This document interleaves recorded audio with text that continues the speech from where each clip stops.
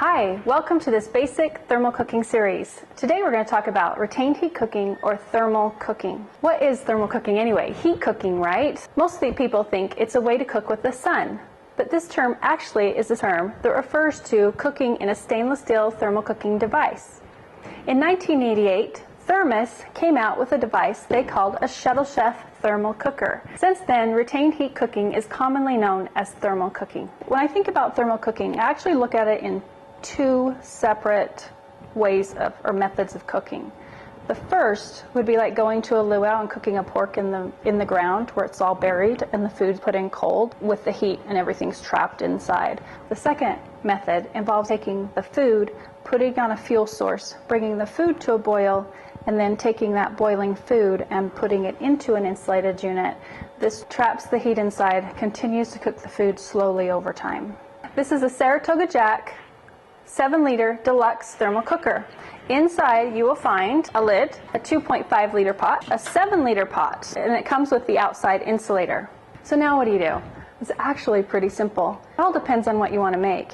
If I'm going to make a nice big dish of stew, I'm only going to use one pot. Let's say that I want to make two dishes. I want to make rice and Mexican fiesta. I put the ingredients for each in the individual pots and bring them to a boil. So what is your boiling point? Do you know? You might want to Google and find out what the boiling point is for your altitude. Then you know when it's boiling, what temperature it's at, and you'll know how long it can stay in the thermal unit. Now that you've got it boiling, the small pot nestles inside of the 7-liter pot. Put the lid on, set it down into the thermal unit, close the lid. This traps the heat inside and continues to cook the food. This particular unit loses 4 to 5 degrees an hour. So let's say my boiling point happens to be 205 degrees. In 8 hours, it's still 165 degrees in there. So when do I take the food out? It's totally up to you. It sort of depends on what you made and what you put into it. Our rice and Mexican fiesta will easily last the whole 8 hours, but I can eat it in 5 or I can eat it in 2. It's totally up to me.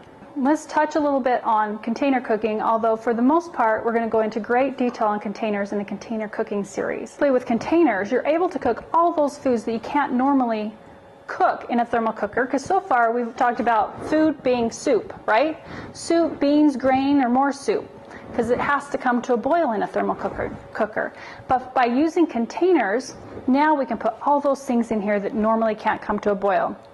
We can do meatloaf and potatoes and chicken enchiladas and bread, lasagna. There's so many things you can put into containers. The basic instructions are: put your food into the container. 2 of these containers fit perfectly down into the 7-liter pot. Put water around the containers. Bring the water to a boil.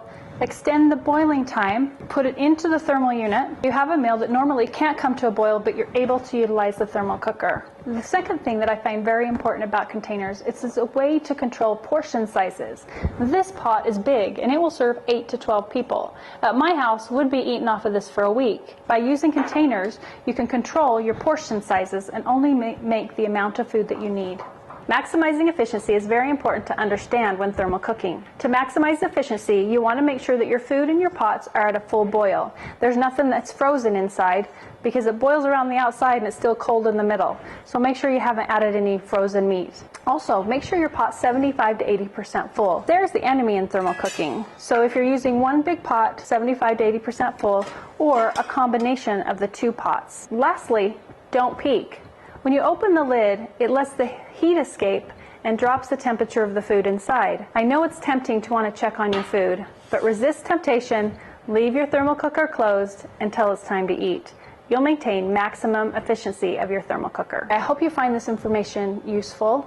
You can find more information in my Let's Make Sense of Thermal Cooking cookbook, also on my website at thermalcooking.net.